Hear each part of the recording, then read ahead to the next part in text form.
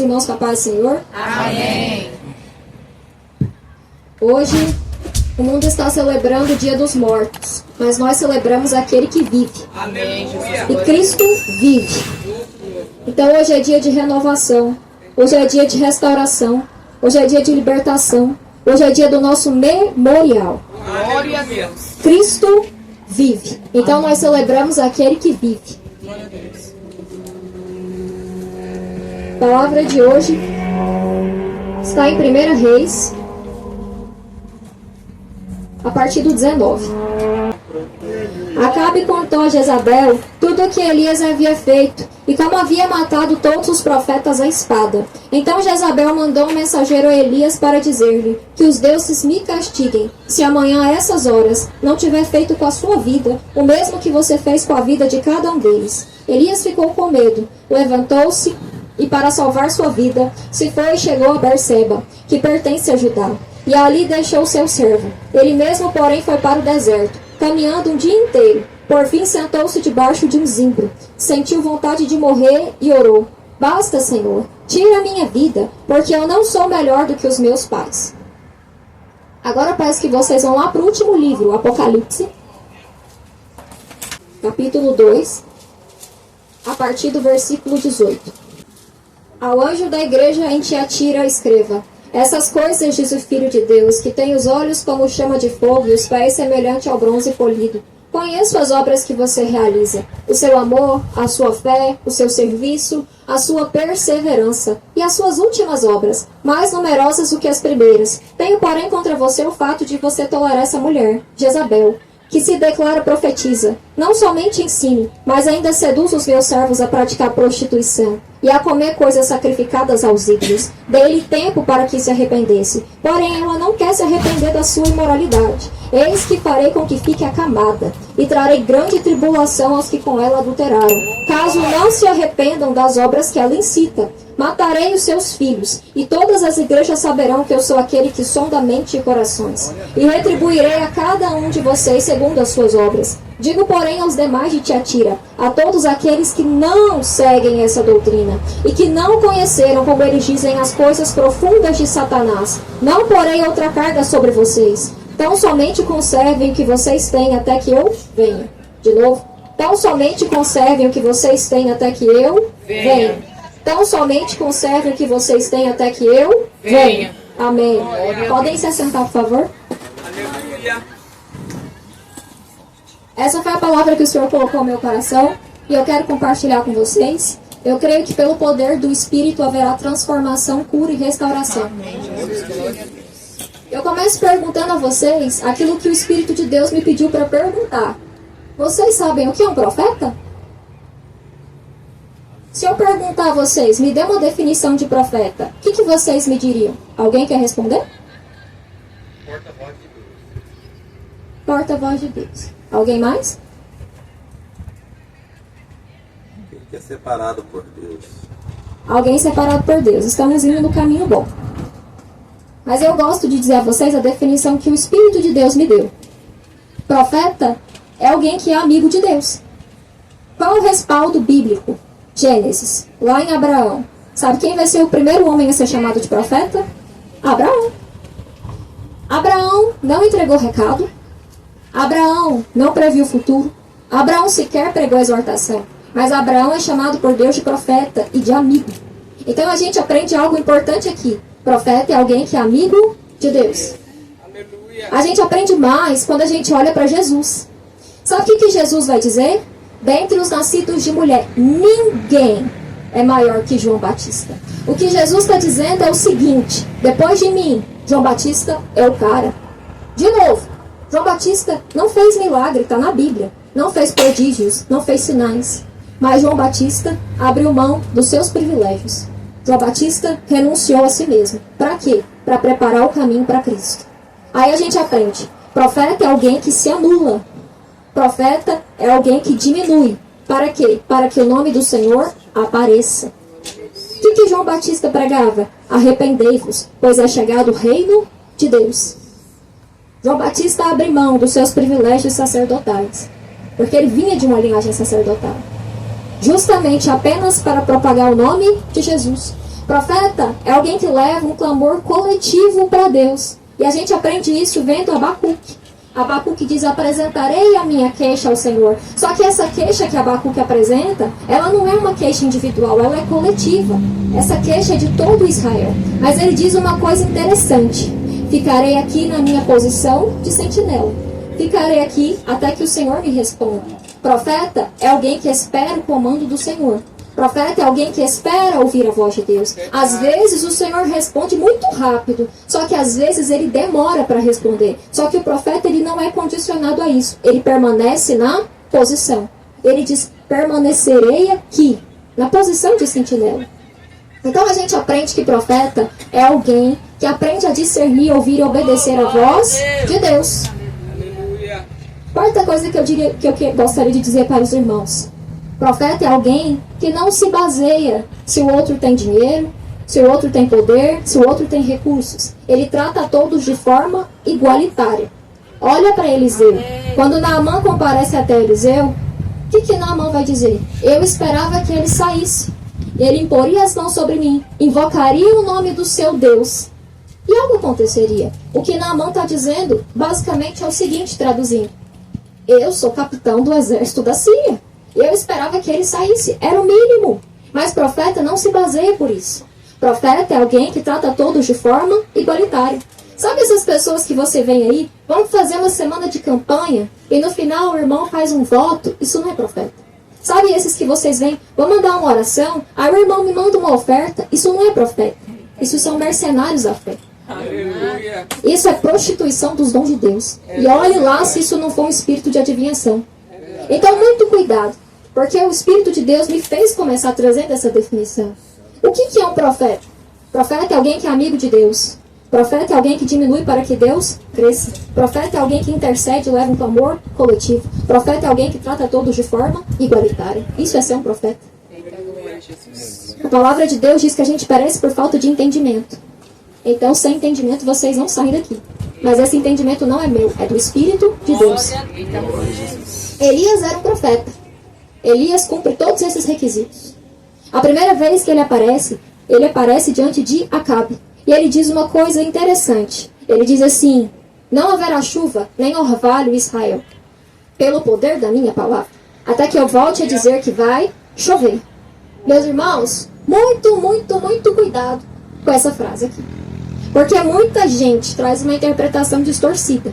Eu já vi algumas pessoas dizer: Elias era um homem diferenciado, porque ele falava e Deus assinava embaixo. Pera lá.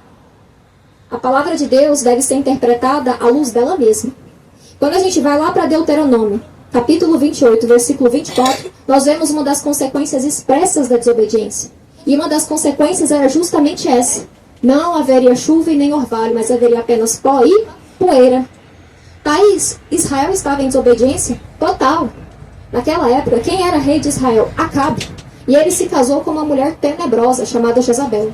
Ela vinha da linhagem de sacerdotes de Baal. Ela era filha de Etibaal. Então Israel estava num sistema de corrupção, de prostituição, porque Deus equipara a idolatria à prostituição. Haviam 400 sacerdotes de Baal, 450 profetas de Azera. Então, Israel estava corrompido, estava em desobediência. Então, evidentemente, Elias profetiza alinhado à vontade de Deus. Então, a profecia ela deve estar alinhada à vontade de Deus. Se ela não estiver, você pode profetizar 1 milhão de vezes, não vai acontecer. É verdade. Mas então o que eu faço? Olha para a palavra de Deus. Deus já liberou uma série de bênçãos sobre a mim e sobre a sua vida. Profetiza de acordo com ela. É verdade. Essa é a melhor profecia que você pode ter. Não é a do terceiro que não conhece a sua vida. É a que está na palavra de Deus. Profetiza. Mas profetiza alinhado com Deus. Thaís, o que acontece depois que Elias se apresenta a Acabe? Ele se esconde. Porque Deus manda ele se esconder. Então essa primeira aparição de Elias termina assim. Ele se esconde. Qual vai ser a segunda aparição de Elias? Deus vai olhar para ele e dizer: levanta-te e vá até a Sarepta. E a terceira? Na terceira o Senhor vai dizer: vai e apresente-se a Acabe, porque eu farei chover. Quero trazer para os irmãos esse paralelo na vida de Elias, mas que também acontece nas nossas vidas. Esconda-te, levanta-te, vá. Esconda-te, levanta-te, vá. Isso tem que estar dentro da sua alma. Esconda-te, levanta-te, vá. Primeiro Deus nos esconde. Primeiro, o Senhor nos esconde. Essa fase do esconderijo é uma fase de relacionamento. É uma fase de alinhamento. É uma fase de intimidade com Deus. Mas também é uma fase de provisão. Porque a palavra vai dizer que Elias era alimentado por corvos. 2 vezes ao dia, de manhã e de noite. Eles levavam pão e carne. Então, nessa fase que você está escondido, é uma fase onde Deus tem te sustentado. Onde Ele tem te suprido. Não é uma fase de excessos. Não é uma fase de ostentação. Mas é uma fase de dependência. Nessa fase aqui, é só você e Deus. Eu acho essa fase linda, porque é você e Deus, é você conhecendo a Deus, é você aprendendo sobre quem Deus é você alinhado, alicerçado ao Senhor. E presta atenção, essa é a fase do secreto. Mas essa aqui é uma fase que também tem desafios. Lembra de Davi? Ele mata urso, ele mata leão, tudo no secreto. Ninguém sabia, mas Deus sabia e já estava o preparando. Glória a Deus. Segunda fase, levanta-te e vá até a Sarepta. Sarepta era onde estava a viúva. Nessa fase aqui já é diferente. Você já tem que ser levantado. E você é comissionado a ir atrás de problemas de outras pessoas. Essa mulher estava passando fome, ia morrer junto com o filho. E Deus coloca Elias em contato com ela. Mas presta atenção. A água do ribeiro de Querite, que era onde Elias estava, também tinha acabado. Então ela tinha água em abundância, mas não tinha alimento. Elias tinha alimento, mas não tinha água. Deus une pessoas que não tinham com propósitos para que eles se relacionem. Isso é muito interessante. Porque Deus trabalha justamente nas nossas ausências. Perceba, Deus não vai te conectar com pessoas iguais a você, mas sempre diferentes de você. Porque aquilo que o outro tem, você não tem. E Deus trabalha nisso. Essa fase onde você é levantado, é justamente uma fase onde Deus começa a trazer problemas dos outros para você. E é uma fase difícil, porque antes você estava só com Deus. Agora você tem um monte de gente que Deus coloca você para ir atrás, para interceder e para fazer. E normalmente elas nem sabem da sua existência. Só que quando a gente é levantado, não tem como retroceder. Mas sabe qual que é um grande problema? Eu falei para vocês, Deus trabalha naquilo que a gente não tem. Às vezes Deus usa alguém para nos abençoar, mas nós não retribuímos. Essa mulher retribui. Ela dá o que Elias não tinha. E vice-versa. E na nossa vida nós precisamos parar de não retribuir. Quando alguém fizer algo por você, retribua. Eu tenho o costume de orar por todas as pessoas que já oraram por mim. Às vezes eu estou em oração e falo, Senhor, visita essas pessoas. Às vezes eu nem sei o nome delas, mas o Senhor sabe. Meu desejo é que o Senhor mantenha elas firmes, alicerçadas na pedra angular que é Cristo. Se alguém fez algo por você, retribua. Essa pessoa nem precisa saber, mas retribua. Mas se Deus quiser que ela saiba, vai lá e faz e retribua. Terceira fase, vá. Agora é a guerra travada, confronto travado. Elias tinha que se levantar para confrontar Acabe. Essa aqui é a terceira e mais difícil das fases. Mas presta atenção, se você mata o urso e o leão no secreto, nessa fase aqui você despedaça Golias. Você arranca a cabeça do gigante. Mas para que você faça isso aqui, você tem que estar muito bem alicerçado no secreto. Então o Espírito de Deus está dizendo à igreja, não pule fases. Às vezes algumas pessoas não querem o secreto, só querem ir lá e já está na guerra. Outros quando estão na guerra falam, pelo amor de Deus, chega, eu quero voltar. E com Deus não tem volta. Não pule fases. Eu não sei em qual fase você está, mas aproveite essa fase. O tempo é de Deus. E a vontade dele é boa, perfeita e agradável. Talvez o tempo de secreto de alguns dure meses, de outros anos, mas o tempo é de Deus, não se compare. Mas quanto mais firme você estiver alicerçado nessa fase do esconderijo, mais forte você vai para a batalha. Aleluia. Não pule fases. Entenderam? O Espírito de Deus está sendo muito didático. Não pule fases. Elias vai e Elias se apresenta a Acabe seguindo a ordem de Deus. E quando Elias age dessa forma, ele vai propor um desafio. Ele vai dizer, beleza, vamos provar qual Deus é Deus. Se é Baal ou se é o Senhor. E Acabe acha de bom tom, ele fala, beleza.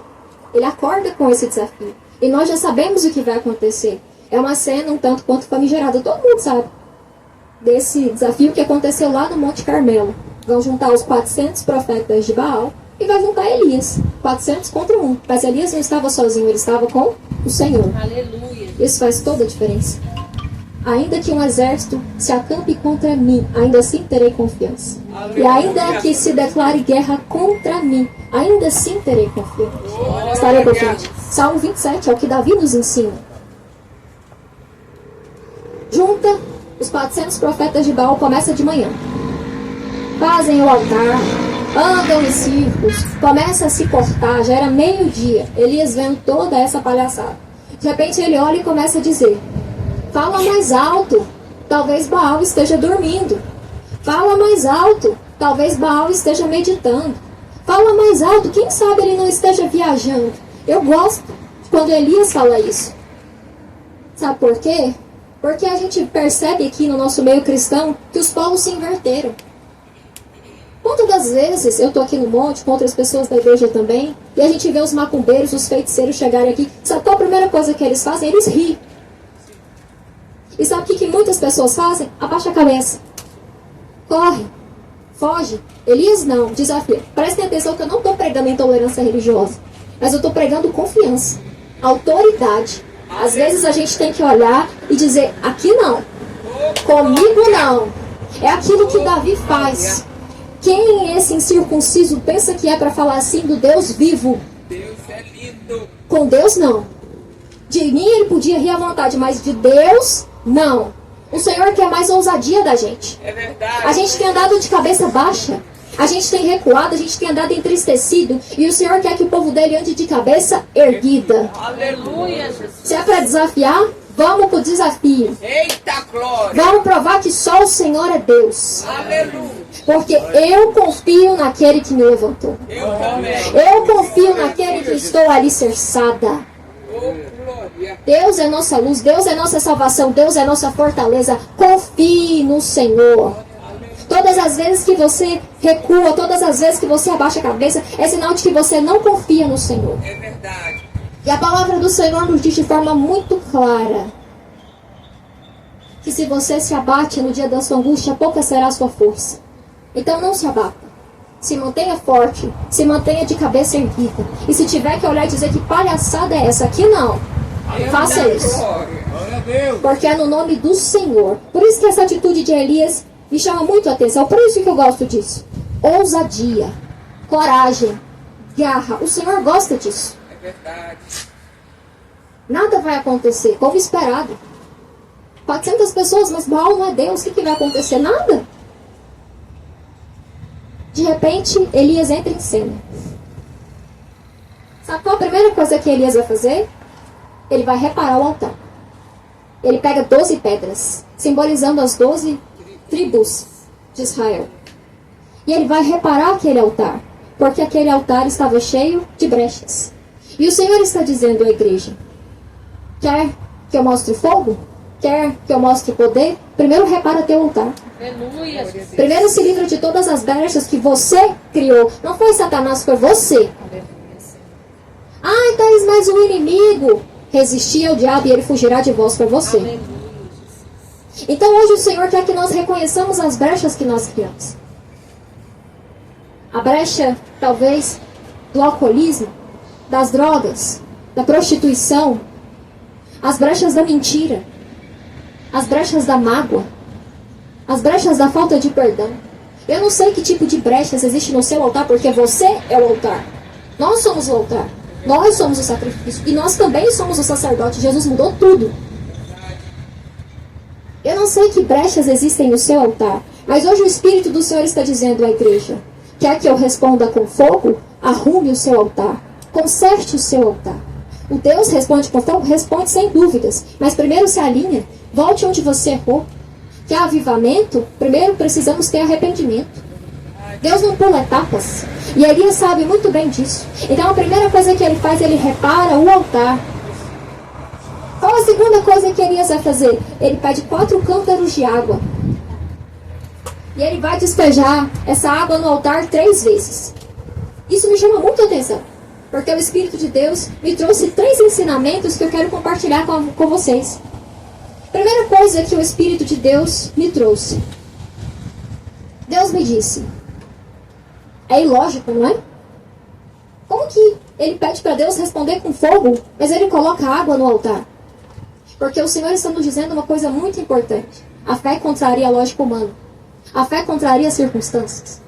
A fé não precisa estar alinhada na sua cabeça, não precisa fazer sentido. Porque Deus trabalha assim. Deus trabalha com cenários improváveis. E quanto mais improvável para Ele, melhor. Porque é aí que Ele vai manifestar a sua glória. Aleluia. Então não fique olhando para as circunstâncias. Não fique olhando se faz sentido. Mas se você tem uma palavra de Deus, vai até o fim. Porque Deus não é homem para que minta, nem filho do homem para que se arrependa. Passarão os céus e a terra, mas a palavra dele não passará. Aleluia. Segunda coisa. Água remete à purificação. E eu falei para vocês que aquele povo estava em idolatria. O altar precisava ser purificado. Talvez hoje nós precisemos ser purificados. Mas sabe qual é a boa notícia? Nós temos Jesus. E Ele é o verdadeiro rio de águas vivas. E Ele pode me limpar cada um de vocês. Ele pode nos restaurar e nos purificar. A palavra de Deus diz uma coisa muito interessante. Diz que ainda que nós nos lavássemos com soda, o Senhor não nos aceitaria. Mas louvado seja Deus, porque nós temos o sangue de Cristo que nos cobre. E o sangue de Cristo nos livra de todo mal, de toda lepra, de todo o nosso pecado. Sabe qual é a terceira coisa que o Espírito de Deus me disse? Essa é a que eu mais gosto, particularmente. Naquela época, falei para vocês, não chovia, porque Elias profetizou segundo a palavra de Deus. Então, era seca, não tinha água. Mas ele pega 4 cântaros de água e leva. A água estava em escassez. A água era relíquia. Mas ele pega a água. Sabe por quê? Porque ele oferece o melhor para Deus. Aleluia. Você tem oferecido seu melhor para Deus? Oh, glória. Você tem oferecido o que para Deus de oração? 10 minutos? Isso quando dá? Você tem lido um versículo por semana? Isso quando lê? O que você tem feito para Deus? Você tem ofertado R$2, R$5? Acha que Deus precisa da sua esmola? O que você tem feito para Deus? Dá o seu melhor. Se for fazer algo para Deus, dê o seu melhor. Quer que Deus responda com fogo, quer que Deus mostre poder, quer que Deus abra portas. Não faz nada. Não estou dizendo que Deus trabalha com contrapartida. Mas Deus quer com nós um relacionamento. Ele vê a nossa intenção, Ele sonda o tempo inteiro. Oferece o seu melhor para Deus. Eu vou dizer uma coisa para vocês. Há uns 5 anos, meu momento da manhã é consagrado ao Senhor. Todos os dias, sem exceção. Até que um dia o Senhor me falou assim: Thaís, eu quero que você estude para determinada coisa. Eu falei, amém. Mas aí me veio logo aquela dúvida na cabeça: que horas que eu vou estudar? Porque de manhã eu tenho que orar. Aí de tarde, pego um pouquinho da noite e eu vou para o trabalho. O que eu vou fazer?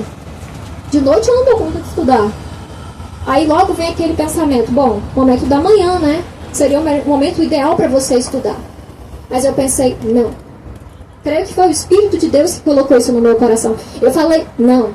Eu vou acordar mais cedo. Se eu tiver que estudar, eu estudo mais cedo. Mas o meu momento, o meu melhor horário continua sendo de Deus. Porque não adianta eu estar em obediência. Não adianta eu estar fazendo as coisas para Deus de qualquer jeito. Deus tem que ser prioridade na minha vida. Deus tem que ser prioridade na vida de cada um de vocês. E é por isso que eu gosto dessa atitude. Elias oferece aquilo que estava em falta. É ele dizendo, está em falta, mas Deus é prioridade. Depois Elias faz uma oração muito simples até. Ele vai dizer, Senhor, Tu és o Deus de Abraão, Isaque e Jacó. Ele lembra da aliança. Senhor, mostra que Tu és Deus e que eu sou Teu servo. Para que o coração dessas pessoas tornem ao Senhor, voltem para o Senhor. A oração de Elias é muito simples. Não teve gritaria, porque uma oração com autoridade não precisa de gritaria. Se Deus quiser, Ele te faz gritar. Mas não precisa. Não é assim que você mostra autoridade. Sabe o que eu mais gosto nessa oração de Elias? Ele não diz, Senhor, mostra para que vejam, mostra para que isso, mostra que eu sou seu escolhido, mostra, nada disso. Senhor, mostra que o Senhor é Deus e que eu sou seu servo. A finalidade não é minha honra, não é minha glória, mas é para o coração dessas pessoas voltarem para o Senhor. Elias nos ensina a orar da forma adequada. Elias nos ensina que não é sobre nós, mas é sobre aquilo que Deus quer fazer nas pessoas ao nosso redor. E Deus desce fogo, porque nós servimos o Deus que responde com fogo. Quando está tudo alinhado, quando o altar é reparado, Deus responde com fogo. Eu sei que aqui existem muitos altares que não estão reparados. Eu não digo isso em tom de julgamento, estou dizendo isso porque o Senhor me deu essa palavra. Mas isso não é motivo para a gente sair triste, porque eu falei para vocês que hoje é um dia de festa. Hoje nós podemos reparar aquilo que se perdeu. Hoje nós podemos voltar onde nós erramos. Eu gostaria muito de dizer, Deus vai responder com fogo agora na sua vida. Mas não foi essa palavra que o Espírito de Deus me deu. A palavra que o Espírito de Deus me deu foi, conserta teu altar primeiro. Volte onde você perdeu. Se arrependa dos seus maus caminhos. Feche as brechas que você mesmo abriu.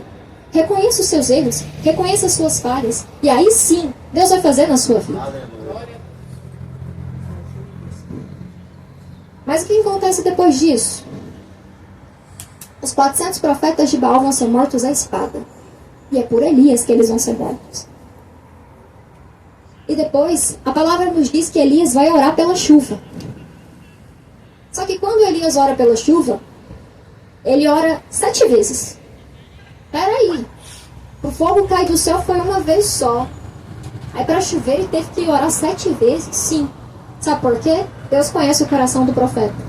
Deus conhece o meu coração e o seu. Por isso que existem algumas orações na sua vida que vão ser rápidas e outras não. Porque se for tudo rápido, você vai começar a se vangloriar. Você vai começar a achar que é sobre você. Você vai achar que só você tem o Espírito de Deus, que só você tem o poder, que só você faz acontecer. E a grande verdade é que todos somos miseráveis. Tira o Espírito de Deus de nós, não sobra nada. Então Deus sabe como tratar qualquer um. Deus sabe como tratar cada um de nós. Deus sabe da nossa vaidade. Deus sabe do nosso orgulho. Deus sabe da nossa prepotência. E Deus tratou Elias ali. Só que a chuva veio. Deus manda um sinal. Não era uma grande nuvem, era uma pequena. Mas era uma nuvem da palma da mão de um homem. Mas era um sinal. E aí Deus diz, vai lá Elias, corre e avisa Acabe. Acabe estava indo para Jezreel. Acabe estava no carro. Na carruagem da época. Elias estava a pé. O que Deus fala para ele? Elias, cinge os seus lombos. Manda ele amarrar a roupa dele, porque ele teria que correr. E aí Elias vai ter que correr para alcançar uma carruagem. Eu lembro disso e eu lembro daquele episódio de Filipe e o eunuco. Porque vai acontecer uma coisa muito parecida. Filipe vai ter que correr para alcançar o eunuco. Só que a reflexão que eu quero trazer para vocês está lá no livro de Jeremias, capítulo 12. Jeremias vai dar uma chorada para Deus. Quem nunca? Ele chora, ele reclama. E aí eu gosto da resposta de Deus para Jeremias. Deus olha e diz assim, Jeremias, faz isso não. Você está cansado, você está correndo só contra homens. E quando você tiver que correr contra carros? O que Deus está dizendo para Jeremias é o seguinte, Jeremias, essa luta aí não é nada ainda perto do que vai vir. Deixa para você se desgastar lá na frente. Porque se você se desgasta agora, nossa, não vai dar. E eu olho para essa passagem e eu lembro justamente disso. Porque Deus coloca um homem para alcançar um carro, para mostrar o poder dele. E eu lembro justamente da palavra que nos diz o seguinte, alguns confiam em carros, outros em seus cavalos, mas nós confiamos no Senhor, nosso Deus. Alguns vão na força do seu recurso, alguns vão na força daquilo que tem, mas quando a gente está alicerçado na mão do Senhor, Deus dá resistência, Deus dá velocidade, Deus dá aceleração, Deus dá capacidade, Deus faz acontecer. Leva isso para o seu coração. Alguns confiam em carros, outros em seus cavalos, mas eu confio no Senhor. Então não se desgaste agora não. Não se desgaste nessa luta que você está enfrentando agora, porque você tem desafios maiores lá na frente. Então deixa para você se desgastar lá na frente. Confia em Deus. Confia no poder do Senhor. Confia no Senhor. Só que aí a notícia vai chegar em Jezabel. E aí ela vai justamente falar aquilo que a gente leu.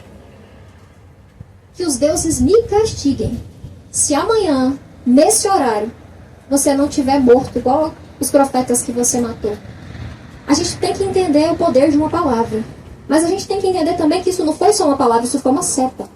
Uma seta de opressão muito forte. A gente tem que entender o contexto, porque esse aqui é o cerne da nossa pregação. A gente precisou voltar um pouquinho para chegar justamente até aqui. Essa seta entra dentro do coração de Elias. Só que Elias já vinha de um ambiente de desgaste. Porque ele vem de uma batalha espiritual fortíssima. Muito forte. Mesmo sendo 400 homens que não serviam um Deus que não era Deus, ainda assim, gente, eram 400 homens. E ele estava sozinho. Ele, Deus, mas estava sozinho, humanamente falando. Isso é desgastante para ele. Então ele via de um ambiente desgastante, de uma situação desgastante. Ele vinha de muito estresse. E assim, às vezes, é na nossa vida. Sabe o que desgasta a gente? Porque às vezes nós somos atacados. A gente contra-ataca. A gente vê que Deus está fazendo. Mas aí a gente é atacado de novo. E aí isso vai gerando muita frustração. Isso vai gerando cansaço dentro da gente. Mas hoje o Espírito de Deus me trouxe aqui para dizer, aguenta mais um pouco. Aguenta mais um pouco.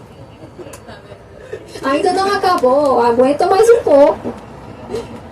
Aguenta mais um pouco. Foi essa palavra que o Senhor colocou no meu coração. Aguenta mais um pouco.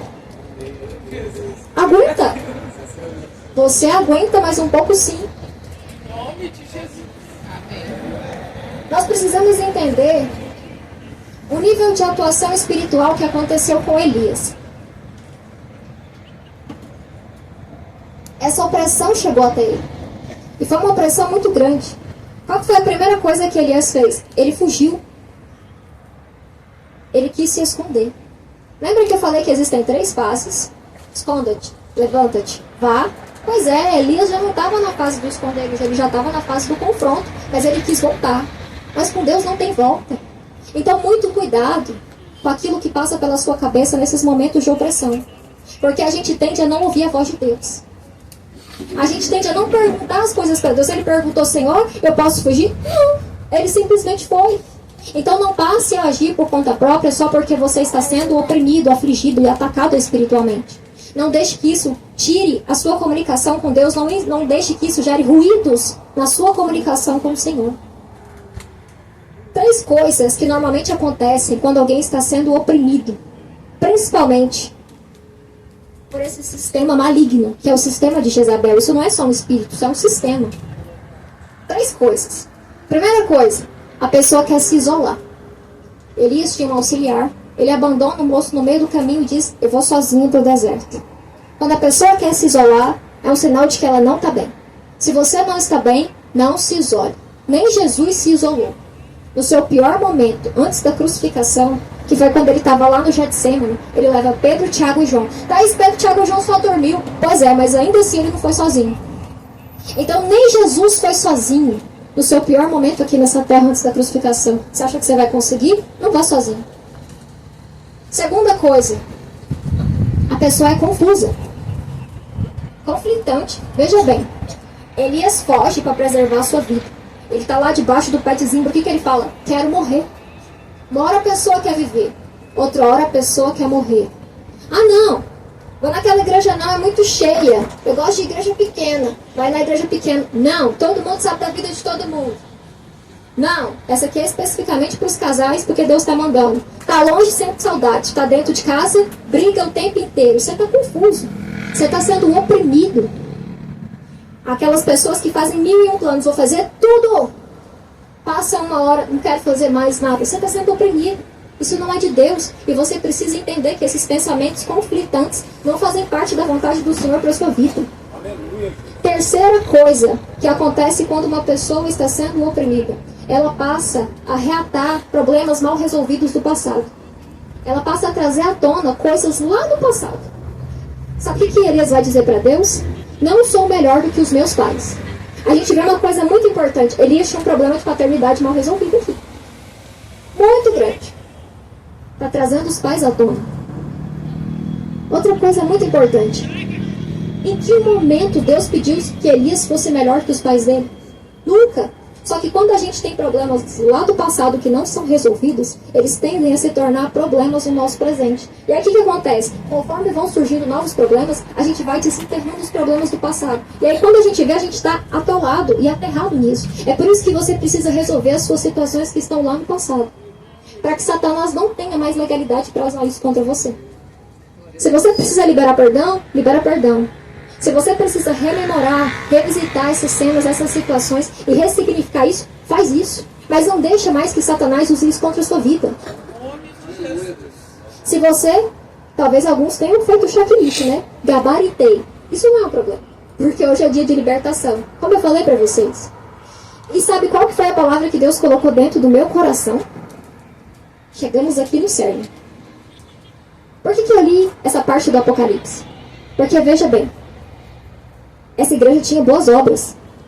Está dizendo que as obras do final foram melhores que as obras do início. Então as ações deles eram boas, mas a reação deles era ruim. Por quê? Porque eles não reagiram a Jezabel. Então sabe o que o Espírito de Deus está dizendo? Não basta que as suas ações sejam boas, as suas reações também precisam ser.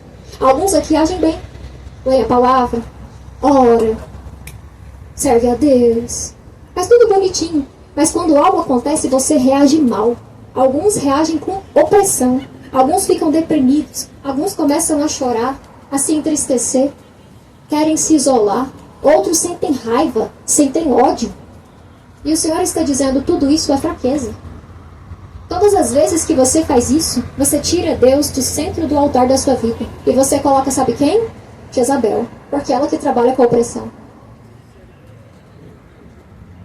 Mas sabe qual que é a boa notícia? A boa notícia é que desde que eu comecei a meditar nessa palavra, eu nem tinha ideia de para onde ela iria. O Senhor me disse uma frase. E sabe qual frase que o Senhor me disse? Cala a boca, Jezabel. Então hoje é dia de dizer, cala a boca, Jezabel. Porque somos nós que temos que falar com a nossa alma. É o nosso espírito que dá ordem à nossa alma. O nosso espírito se comunica com o Espírito de Deus. Mas é o nosso espírito que fala com a nossa alma. Porque o salmista Davi vai dizer, por que te abates, ó minha alma? É o espírito dele falando com a própria alma. E aqui existem pessoas que estão abatidas. E o Senhor manda dizer, igreja, você não está só. Você tem a sensação de que você está sozinho. Mas você não está só. Você tem o Pai, você tem o Filho, você tem o Espírito Santo da verdade. E a palavra de Deus nos diz que ainda que pai e mãe nos abandone, o Senhor não nos abandona. Você não está só. Eu sei que Satanás ruge, eu sei que ele ameaça, e as ameaças são até de morte. Mas sabe o que o Espírito de Deus falou no meu coração? Ele me disse assim, Thaís, Satanás é como um leão, mas ele não é um leão. Tem jeito de leão, ameaça como um leão, brama como um leão, mas ele não é, porque só existe um leão da tribo de Judá.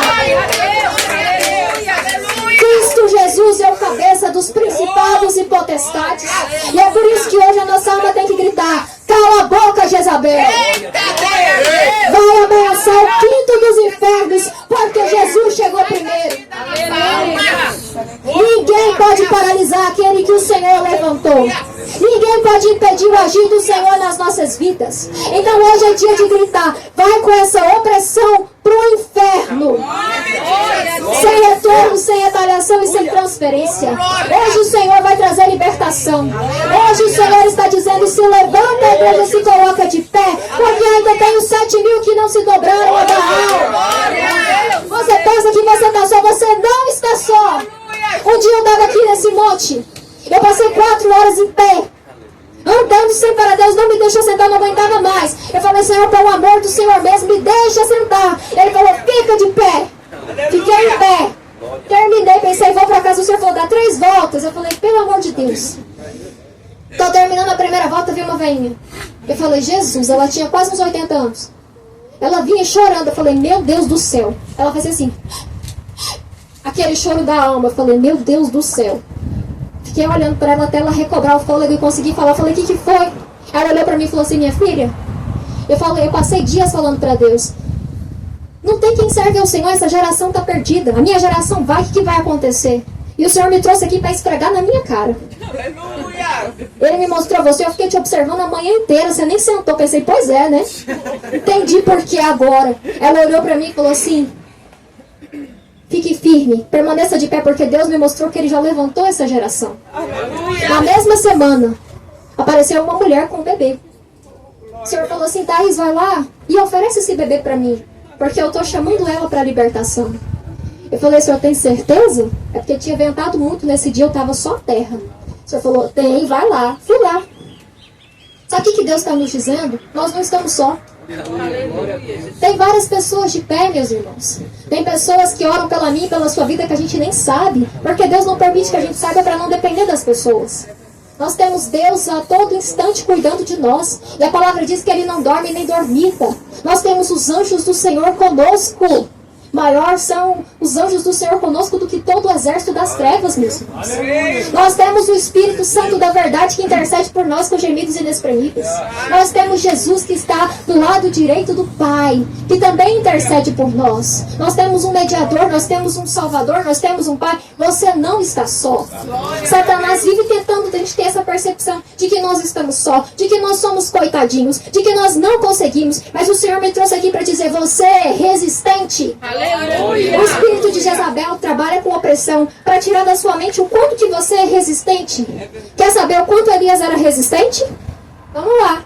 Aleluia. Glória. Continua falando, Senhor, com a tua Eu igreja. vou falar para vocês quantos quilômetros Elias percorreu a pé. De Tisbe até Samaria, que é quando começa a trajetória dele, 50 quilômetros.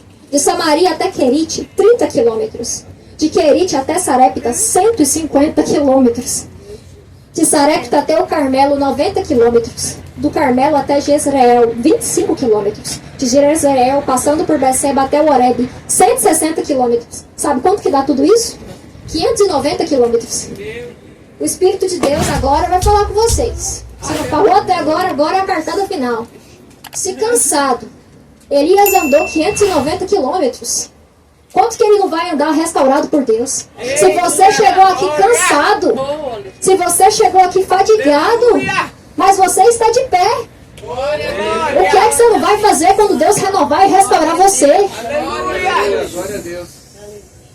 Depois disso, quando Elias se levanta e ele vai ungir Eliseu, sabe quantos quilômetros ele anda de uma vez só? 450. Isso é muito maior, é mais do que a metade, gente, do que ele andou da primeira vez, sendo restaurado por Deus. E a boa notícia é que hoje é Santa Ceia. Hoje é dia do nosso memorial. Se Elias, sendo alimentado por corvos do céu, sendo alimentado por anjo de Deus, caminhou tanto assim, quem dirá nós? Porque hoje nós temos o corpo de Cristo.